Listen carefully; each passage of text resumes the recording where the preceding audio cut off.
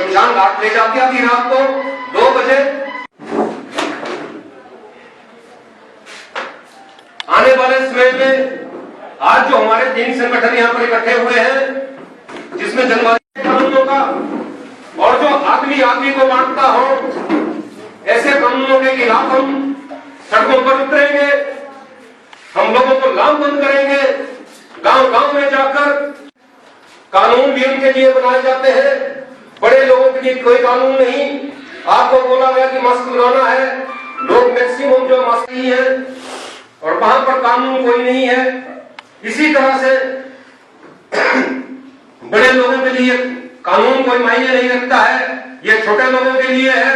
बहुत सी टीम थी, परंतु उसके जो अध्यक्ष थे वो भीमराव अम्बेडकर थे और ये सरकार पहली सरकार है आजादी के बाद जो बोल के हम उस कानून को मानते नहीं है। ये लिखा गया है, उस कानून को लागू करना चाहते हैं जिसके आधार पर महिलाओं से भेदभाव हो, वंचितों से भेदभाव हो, दलितों से भेदभाव हो, अल्पसंख्यकों से भेदभाव। आप लोगों को और ज्यादा मोटिवेट करेंगे और आपका आह्वान करता हूं कि आप उसमें शामिल हो आने वाले समय में। धन्यवाद।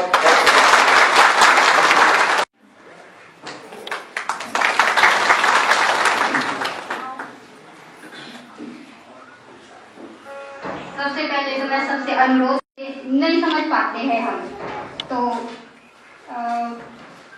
मैं हिमाचल किसान सभा के जिला महासचिव गौतम सिंह सोखला जी, रामचंद्र जी, जनवादी महिला समिति की संयोजक कांता महंत जी और यहाँ पर आए हुए मेरे सभी साथियों, जैसा कि आप सबको पास नहीं कर पाए तो इसलिए हम ये यहाँ पर आज कर रहे हैं।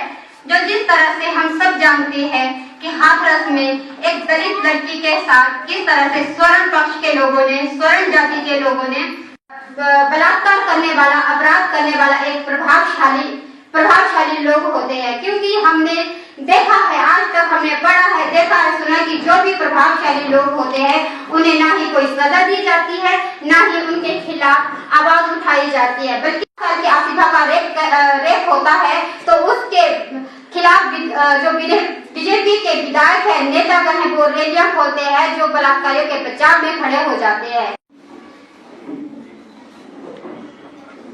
अध्यक्ष मंडल, अखिल भारतीय जनवादी महिला समिति जिला कुल्लू और दलित शोषण मुक्ति मंच जिला कमेटी कुल्लू, आपके इस मिलकर मांग कर रहे हैं, मांग रहे हैं और बोल रहे हैं, हो रहा है।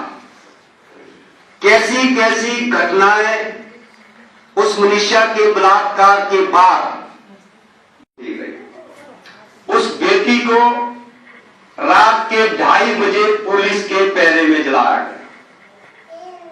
ये घटनाएं छोटी नहीं है। को, उसके बेटी के बाप को, भाई को, परिवार को, किसी को भी शामिल नहीं किया गया जब उसको रात को जलाया। अब ये वजह क्या, वजह क्या है?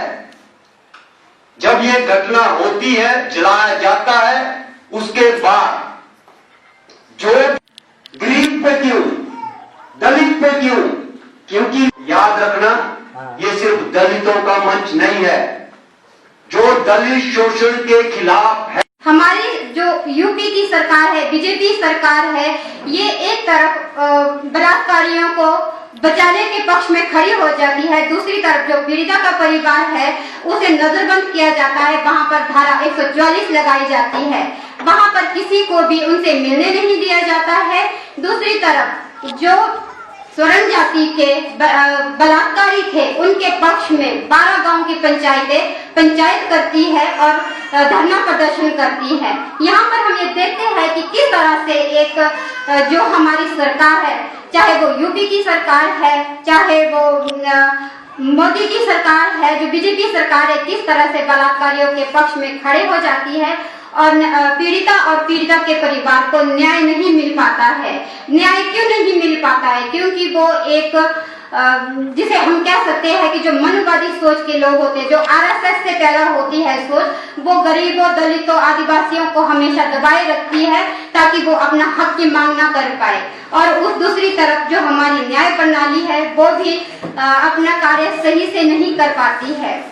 बलात्कार होता है तो कई बीजेपी के नेताओं के शर्मनाक बयान आते हैं। वो अपने बयानों में ये कहते हैं कि किस तरह से लड़की लड़कों को अपने खेत में बुलाती है और वहाँ पर उनके साथ उनका प्रेम प्रसंग होता है। किसी बात के चलते वो आपस में लड़ जाते हैं या इसी तरह से उनकी मौत हो जाती है। मैं आप सबसे ये कहना चाहती हूँ कि हम आज अगर यहाँ पर प्रोटेस्ट नहीं कर रहे होते, अगर हम उपायुक्त के कार्यालय के बाहर कर रहे होते, तो इसी प्रदर्शन के माध्यम से हम बीजेपी की सरकार से, उन बीजेपी के नेताओं से ये पूछना चाहते हैं कि जब 2012 में निर्भया का केस हुआ था तो निर्भया ने किस खेत में बुलाया हुआ था कि 6 साल की बच्ची का अभी होशियारपुर में बलात्कार होता है और उसे जिंदा जलाया जाता है। तो हम ये पूछना चाहते हैं कि उस 6 साल की बच्ची ने उन बलात्कारियों को किस खेत में बुलाया हुआ था। 90 साल की बुजुर्ग महिला के साथ बलात्कार होता तो वो किस खेत में पाई गई थी। और 2018 में जो 3 महीने की बच्ची के साथ बलात्कार होता है तो वो किस खेत में थी।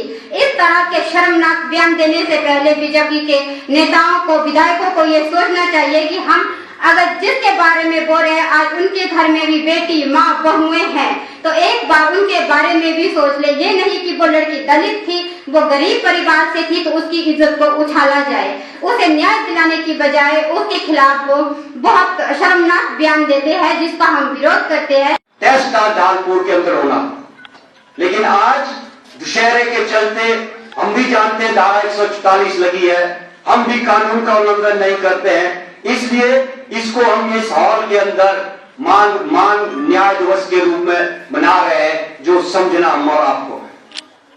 हमें करना क्या है? ये जो अत्याचार, जुल्म आज हमारे देश के अंदर हो रहा है, इसको रोकना कैसे है?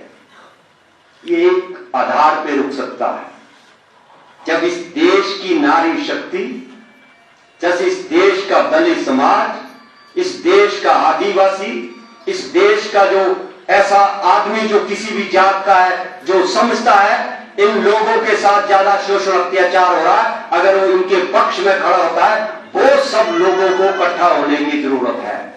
सरकार है जो राम राज्य की बात करते हैं, ये राम राज्य नहीं है, ये रावण राज्य की तरह साबित हो रहा है। ये अकेली एक घटना नहीं है हमारे देश के अंदर या यूपी के अंदर। जब से ये बीजेपी की योगी सरकार बनी है, लगातार ऐसी घटनाएं उस प्रदेश के अंदर लगातार बढ़ रही है। और ये जो बढ़ रही है, सबसे ज्यादा ये अत्याचार, ये जुल्म, ये बलात्कार अगर हो रहा है तो दलित समाज के लोगों के ऊपर हो रहा है। ये क्यों? ये समझना आज के इस हालात में हमें है। मजदूर को, गरीब को, महिला को, दलित परिवार को, आदिवासी को, सबको समझना। ऐसा क्यों? खड़े होते हैं लोग पीड़िता के परिवार के पक्ष में नहीं। बड़े ठाकुर, उन्होंने पंचायतें लगा दी वहां पे कि गलत आरोप है कि भाई ये पीड़िता के ऊपर जो है इन लड़कों ने नहीं किया। वो कौन पंचायत ऐसे साबित करने वाली? कौन है? यूपी सरकार के इशारे पर। और उसके बाद इन पंचायतों के बाद सिलसिला शुरू हो गया। बीजेपी के बड़े बड़े नेता बयान देने लगे कि अपनी बेटी को संस्कार सिखाओ, अपनी बेटी को संभाल के रखो। ये इस देश के पार्टी के बड़े नेता के बयान आए, वो शर्मसार कर रहे इस देश को।